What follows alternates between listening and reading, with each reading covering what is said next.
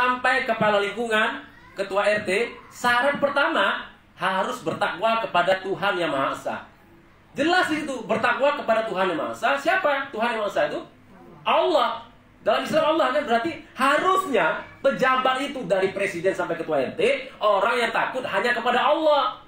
Bukan kepada mafia, bukan kepada oligarki, bukan kepada orang-orang yang membuat negara ini rusak, bukan orang-orang yang membuat rumah tangga atau RT-nya rusak, tapi hanya takut kepada Allah. Berarti kalau terjadi penyelewengan dalam jabatan, entah anggota dewan, bupati, apapun itu jabatannya, ketua RT sekalipun, berarti dia sudah menyalahi syarat yang pertama. Kalau syarat pertama gugur, apa yang terjadi harusnya, Bu? Pecat. Gitu kan? Dalam Islam gitu juga. Kita yang mengaku Islam ini, saya mulai emosi ini karena saya berusaha betul-betul berharap rakyat Bangka ini betul-betul takwa kepada Allah. Dan sampai sekarang belum ada program untuk mengajak seluruh rakyat untuk di Bangka ini takwa kepada Allah. Belum ada program itu.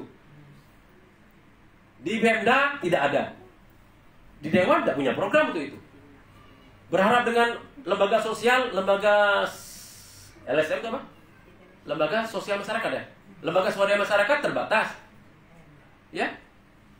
Saya tahu persis Ustazah Kiki ini berjuang itu belasan tahun ini untuk ngajak orang supaya takwa, untuk orang dekat dengan Al-Quran. Tapi bentuk kepedulian negara untuk menjadikan orang Islam di Indonesia ini jadi takwa kepada Allah dengan sebenar-benar takwa belum ada. Walaupun kita sudah punya wakil presiden, ulama, belum bisa juga. Bu, ibu tahu seharusnya setiap puskesmas itu punya program untuk datang ke rumah-rumah rakyat. Semua rumah didatangi untuk ngecek apakah ada jentik-jentik nyamuk. Sejak saya tinggal di Kampung Jawa, termasuk saya tinggal di komplek PNS di Kenanga, tidak pernah Bu petugas puskesmas datang. Tidak pernah. Apa yang kalian pikir Dr. Zaril mantan kepala puskesmas tidak usah datang lagi kan? Ya, padahal jentik nyamuk banyak di rumah saya. Saya ingin ditunjukkan, ini loh, harusnya dibasmi jentik nyamuknya. Nah, sama Al-Quran itu sudah menjelaskan, tidak ada keraguan dalam Al-Quran itu. Dan kita harus menjadi orang bertakwa, dan petunjuknya Al-Quran. Pejabat itu syarat pertamanya takwa kepada Tuhan Yang Maha Esa. Baru setia kepada Pancasila dan Undang-Undang Dasar 45. Kalau itu sudah dilanggar, berarti pejabat itu sudah harus dicopot jabatannya. Tapi justru makin kuat, dan makin kuat.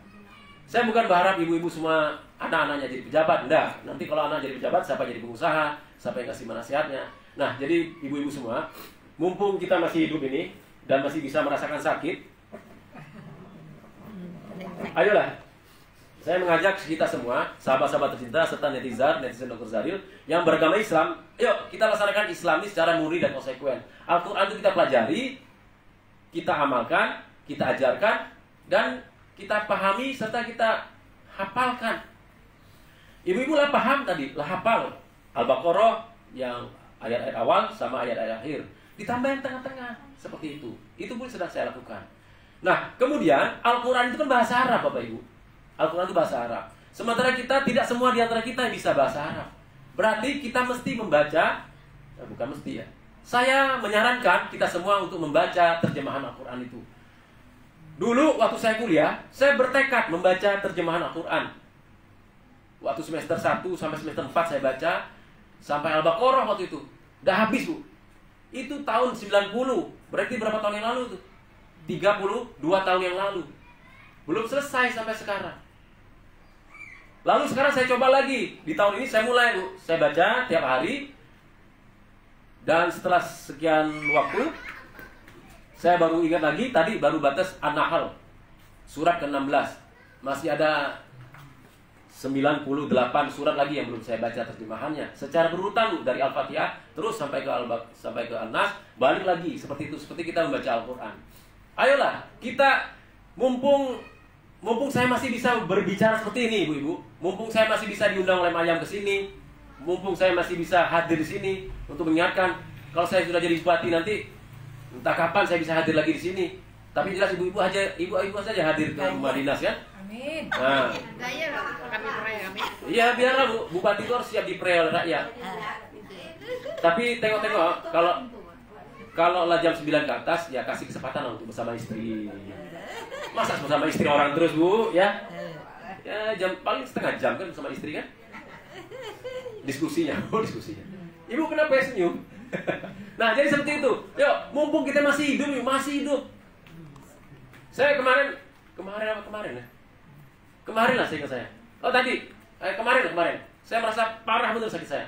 Saya selalu bilang ke istri saya, kalau saya mati, tolong doakan saya supaya diampuni Allah.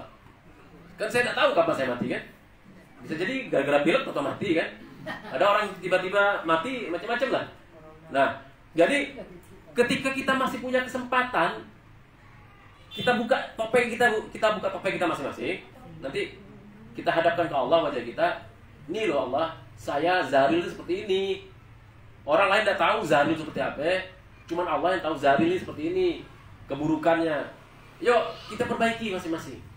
Kalau semua wanita, karena dibicara wanita, Bang Dirman yang hadir banyak wanita. Kalau semua wanita di Kabupaten Bangka ini yang Muslim sudah memperbaiki dirinya, saya yakin suami itu akan ikut. Ikut kan? Kan ibu-ibu tahu kan cara pendekatan pikiran bawah sadar? Itu dikira apa ternyata ya? Yang terakhir pikiran bawah sadar. Jadi suami itu paling mudah didekati dengan cara pikiran bawah sadar. Caranya sederhana Bu. Mohon maaf nih, ini masih punya suami semua kan? Udah, separuh. Separuh ya. Ya oke lah. Termasuk untuk anak-anak yang tidak punya suami lagi, ini bisa digunakan untuk anak-anak yang sebandel apapun anaknya. Begitu dia tidur Bu, atau suami mau tidur kan, tidak langsung tidur kan? Ada waktu-waktu dia mati, terutama biasa nonton TV kan. Nah, pas tengah set itu matanya langsung bisik kan. Suamiku, engkau adalah laki-laki paling bertakwa yang kurasakan. Engkau akan menjadi orang hebat. Engkau akan menjadi laki-laki paling cepat masuk surga. Jadi imam. Memang harus mati ya? Nah, bukan gitu maksudnya ya. Bisikan kata-kata ibu menjelang dia tidur lah. Kayak setidur itu. Sampai ke anak-anak itu juga masukkan pikiran bawah sadar. Tapi hindari kata tidak, bukan, dan jangan. TBJ, hindari kata tidak, bukan, dan jangan. Kalau ke suami, Bang, jangan bikinku kesel lagi.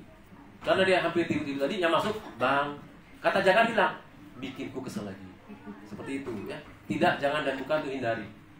Paham ya? Nanti coba ibu terapkan. Berubah suami itu, berubah. Contoh sederhana seperti ini. Ibu-ibu ketika dengan anak atau dengan suami, ketika nonton TV yang sama-sama setuju, bukan saling berebut remote, bukan berebut remote ya. Nonton apa misalnya? Apa ya? Saya jarang nonton TV, Bu. Oh, ada lagi ya? Berita. Oke, sama-sama nonton berita. Terus saking seru nonton berita tadi, fokus ke TV, kemudian tiba-tiba saling nengok. Kok macam itu? Pernah? Atau masa? Sampai kata-kata tuh, pernah? Nah saat itu gelombang otaknya sampai Bu. Saat gelombang otak sampai itulah, cuci otak suami itu. Cuci dengan kata-kata yang bermanfaat. Hindari kata tidak, jangan, dan bukan. Puji-pujilah suami saat itu. Suami itu perlu pujian juga Bu. Kami ini perlu dipuji Bu. Saya tidak pernah dipuji wanita. Tapi ada wanita puji ya. Ada. Nah baik Bapak Ibu, udah ngelantur kemana-mana. Jadi intinya adalah, yuk kita bersama Al-Quran setiap hari. Ini nasihat spesial untuk saya sendiri. Saya sebagai pejabat publik, sebagai kepala rumah tangga, kepala keluarga, juga sebagai seorang ayah, sebagai suami, sebagai anggota masyarakat, sebagai hamba Allah. Saya nasihatkan kepada diri saya dan juga kita semua. Ayolah kita terapkan Al-Quran itu benar-benar dalam kehidupan sehari-hari kita, supaya kita betul-betul merasa nyaman.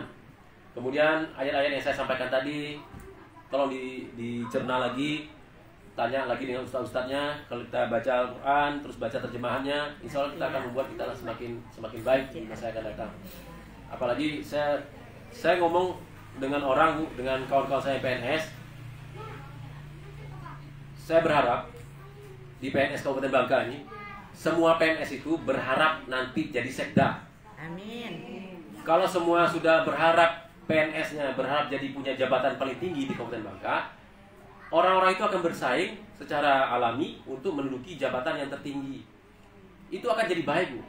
Walaupun cuma kok jadi Bang Sudirman misalnya, yang lain kalah misalnya. Amin. Tapi Amin. ketika orang lain itu ingin bercita-cita sama, itu akan saling memberikan kekuatan. Bayangkan ibu-ibu nih, di sini ada tidak sampai 20 orang lah. Sampai dari 20 lebih lah ya, tidak sampai 30 lah. Tiba-tiba sama pikirannya ingin menjadikan semua wanita, kita bicara wanita ya, semua wanita di Kabupaten Bangka ini bertakwa kepada Allah, saling menguatkan. Saya yakin nanti akan muncul entah siapa itu, entah anak kita, entah tetangga kita. Bisa jadi orang yang selama ini kita anggap hina, memang karena perbuatannya hina, tiba-tiba entah 5 tahun lagi datang ke rumah kita, loh dia sudah berubah jadi orang yang lebih soleh dari kita. Jadi selaras lah antara perasaan, pikiran, perkataan, perbuatan ini. Kalau kita sudah selaras dengan Al-Quran, insya Allah kita akan jadi manusia terbaik di hadapan Allah SWT. Amin. Jadi Bapak Ibu semua, mohon maaf kalau ada yang terlalu bersemangat ini. Dan saya sangat terima kasih kepada Mak Yam yang membuat saya bisa hadir di sini. Saya tadi mikir bawa speaker cuman cari saya sampai baru kali ini saya bawa speaker tutup pakai sarung. Kata asoy saya taruh sini supaya tidak basah, kalau basah rusak. Terus hujan, saya pikir nah, saya yang basah. Saya tidak biasa pakai jas hujan. Saya biasa pakai mobil, tapi mobil pakai istri. Udah biarlah. Jadi ibu-ibu semua, mohon maaf kalau ada kurang yang berkenan dengan kata-kata saya. Yang jelas saya tahu persis negara kita belum berperan secara maksimal. Baru berperan itu minimal dan di bawah minimal untuk menjadikan manusia-manusia Indonesia yang berislam ini bertakwa kepada Allah.